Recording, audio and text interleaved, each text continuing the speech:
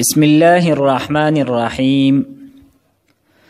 د قوانینو صرف په سلسله کې دا زمونږه 22 نمبر درس دی. ان شاء الله تعالی په دې درس کې به مونږه د وعدت والا قانون دا بیانو. د دې قانون خلاصه دا ده چې هر هغه دال چې هغه ساکن وي او تدغه دال نورستو تای متحرکه واقع شي،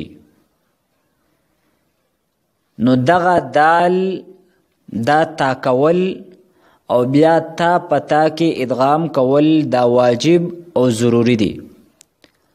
خوا که دغه دال او تا دا په یو کلمه کې وي او خوا که دا دال او تا په 2 کلمو کې وي.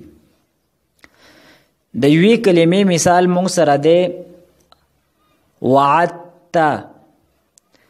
وعدت دا په اصل کې دی وعدت.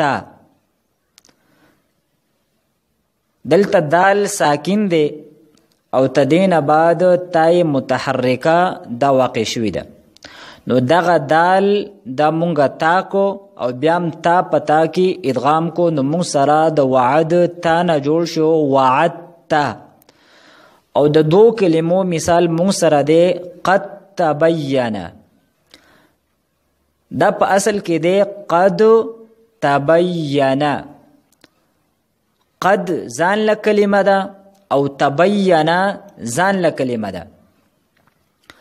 دال ساکن دی او تدین وروستو په بل کلمه کې تای متحرکه واقع شوی ده، نو دغه دال دا مونږه پتا سره بدل کو او بیا لفظ تا دم پتا کې ادغام کړه، نو مونږ سره د قد تبین نه جوړ شو قد تبین.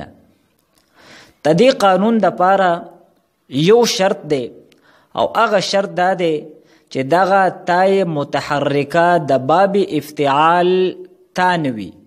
کچری د باب افتعال تاوا نو بیا به پکې دا قانون نه جاری کیږي، بلکې بیا به پکې د اذ ذکر او د اذ ذکر والا قانون جاری کیږي، کوم چې مخکې مونږ په تفصیل سره ذکر کړی دی. دا غي مثال دا دی لکه ادغاما.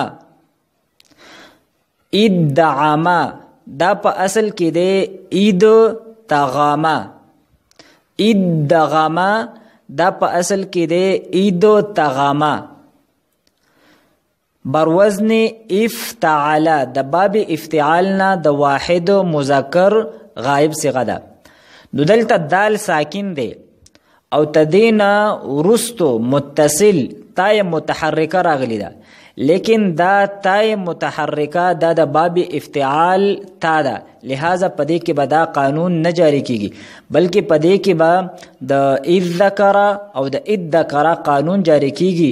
او هغه قانون حاصل او خلاصه دا و چې کله د باب افتعال د فا کلمې په مقابله کې دال ذال یا ذا واقع شي، نو موږ به تای افتعال د په دال سره بدلو، او که بیا د فا کلمې په مقابله کې دال واقع شوی نو دال به مونږه په دال کې مدغم کوو، نو دا تا مونږ په دال سره بدل کو، نو مونږ سره جوړ شو ایدو دغاما. ایدو دغاما بیا هم دال په دال کې مدغم کو، نو مونږ سره جوړ شو اید دغاما.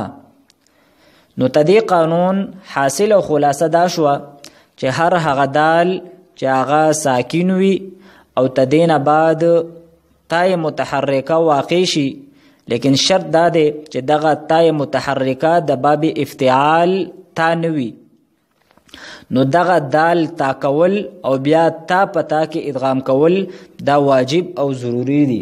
خوا که دغه دال او تا دا په یو کلمه کې وي او خوا که په 2 کلمو کې وي.